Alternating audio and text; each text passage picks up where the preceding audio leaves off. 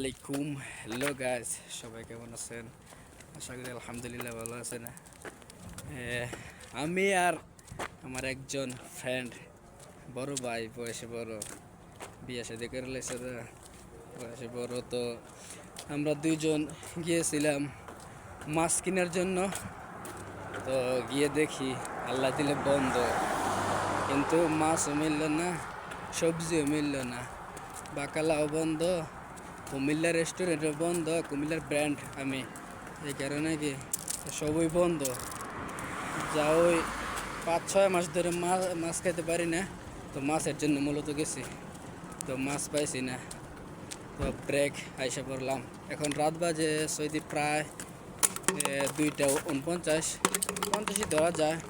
তো দুজনে ফেল মারলাম, গিয়ে কিছুই পাইছি না, খালি হাতে বড় হাতে টাকা নিয়ে গেলাম, আর খালি হাতে বাসায় ফিরতেছি শুধু 2-1টা ওষুধ নিয়ে।